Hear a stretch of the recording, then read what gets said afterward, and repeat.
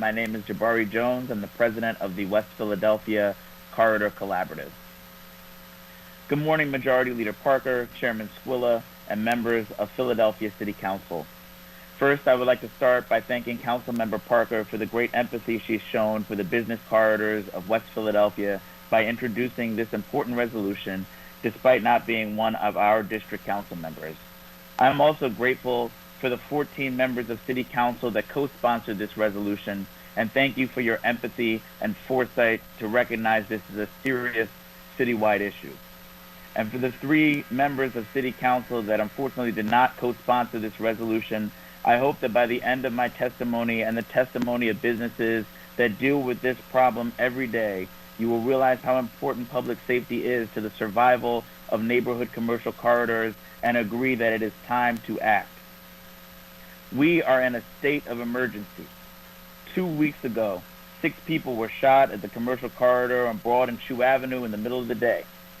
Further back, a broad daylight shooting on Broad and Olney where a perpetrator shot into a crowd of people waiting at a transit center sparked national coverage. In West Philadelphia, a week after my op-ed was published, an armed gunman shot up a Haverford Avenue deli and injured a 1-year-old child. I think it's important to step back for a minute and inform City Council about 4 of the many stories that were brought to my attention immediately after my op-ed's publication from business owners, associations, and law enforcement. The first story is a black-owned barbershop in West Philadelphia's 3rd Councilmatic District, your district, Councilmember Gautier. The owner is an entrepreneur who did everything right. He complied with local ordinances, he pays his taxes, has invested thousands of dollars in a storefront and equipment, and runs an honest business. One day, 3 armed men walked into his business, lifted their shirts to reveal an assault firearm, and informed him that they were setting up shop in his business. They sell drugs, drink, and discuss other illegal dealings from the back of the barbershop. The owner is afraid to go to the police, partly because he believes that even if these men are arrested, the only charges that they'd face is illegal firearm possessions, which he believes that the district attorney has no focus on prosecuting. He also feels that the individuals there would be released and they would immediately retaliate on him, his business, his customers, and his family for giving them up. The second story is the story about a serial arsonist who was arrested 2 weeks ago and connected to a series of fires across both the 3rd and 4th Councilmatic districts, some of these committed in broad daylight. For a fact, he has set fire to the side of a small business and has displaced at least 1 family with small children. The ATF believes he's connected to over 11 incidents that have displaced over 14 people. He's taken advantage of the lack of presence and patrol in communities.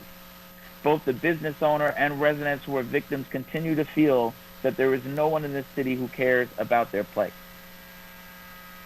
The third story is a woman-owned deli on a major commercial corridor in the 2nd Councilmatic District in southwest Philadelphia. She recognizes the crowd of people that congregate outside her deli every day as drug dealers. They gather there regularly, taking advantage of a lack of presence and patrol. She has seen the effects of their presence on her revenue, as every day that they are present, her revenue drops. Simply by being there, these drug dealers drive away customers. The people in the community know these individuals. They recognize them as the folks in their neighborhood that cause all of the problems. And so, they cross the street to avoid them, and they decide to get their sandwiches, chips, and soda somewhere else. The final story is a woman-owned pizza shop. Similar to the first, a crowd of individuals with illegal firearms take the same back table in the shop. They use it as a meeting place and are bold enough to have meetings with firearms openly displayed on the table as they talk. They feel that because there's no presence of law enforcement, no one walking in and checking on these businesses on a regular basis, that they don't have to worry about consequences.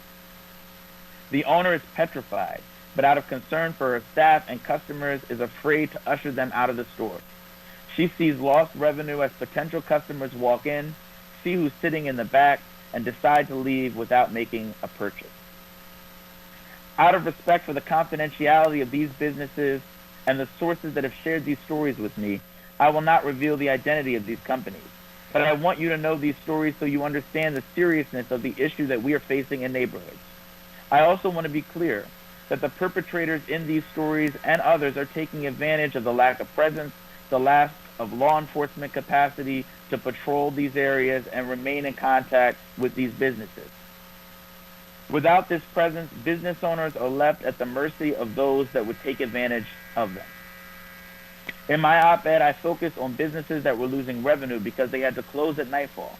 But now I've learned that many of these businesses and communities feel the consequences of crime and lawlessness even during the day. These are problems that Center City businesses do not face. You've never been to a Center City restaurant where individuals meet openly armed with guns, where there's an open-air drug market in front of a storefront, or arson runs unchecked. During both the day and night, the perception of Center City from businesses and residents is that that part of the city is safe. The combination of a police presence, uniformed officers of the Center City District, and lighting gives people the confidence that the area is safe to shop. And as they shop, the crowds created by customers deters violence. Potential perpetrators who don't want to be seen will avoid those areas and businesses can flourish. In West Philadelphia, it's the total opposite. The lack of police presence, along with widely advertised stories of crime, makes consumers feel it is unsafe to shop and businesses feel that it is unsafe to be open. This leads to no crowds on commercial corridors, and perpetrators feel emboldened that they can go unseen committing certain acts. Additionally, a lack of a strong, tangible statement from the city that individuals will be held accountable for these activities encourages offenders to commit crimes.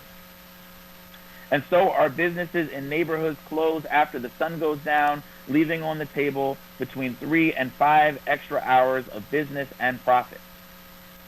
As there are some who have recently vocally expressed disagreement with me and believe that the answer to our city's gun violence issues lies only in programs and specific anti-poverty initiatives, I would like to offer a retort in the form of some simple math.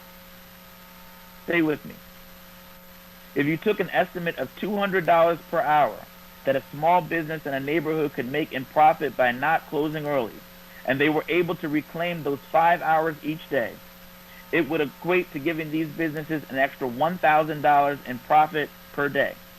That equates to $5,000 in a 5-day work week. That $5,000 per week multiplied by 52 weeks in a year could help a business generate $260,000 a year in extra profit. With $260,000 a year, a business could create 4 new jobs at $50,000 a year plus benefits. Along my commercial corridors in West Philadelphia alone, we have over 2,000 individual small businesses. But let's use the 2,000 as a conservative number. If each one of our 2,000 companies was able to create 4 new jobs, it would create 8,000 new family-sustaining jobs instantly. And with the current wage tax rate sitting at 3.84%, these jobs in West Philly alone could generate over $15 million in net new wage tax revenue for our city. That's money that could be sent to our schools, improve our roads, and fund services for victims. And if these same numbers and trends held true for other neighborhood corridors outside of West Philadelphia, places like Erie Avenue, Rising Sun Avenue, Kensington Avenue, Lehigh Avenue, we could lower our poverty rate significantly, and we could cut our current 6.4% unemployment rate in half. All of this would come from the city providing what I see as a fundamental right, the right to feel safe in the communities that we live, work, and play. The zip code of a business's place of business should not determine the maximum revenue they can generate, how many people they can hire, and how long they can stay open. I am asking you, the members of this body of Philadelphia City Council, to take action. It's time to bring the same public safety investments that ensure visitors and businesses feel safe in Center City to all of Philadelphia's neighborhood commercial corridors. Through investment in community policing and presence, we can restore the faith of our businesses and residents that it is once again safe to shop in neighborhoods after nightfall. Thank you, and I'm willing to answer any questions that you may have.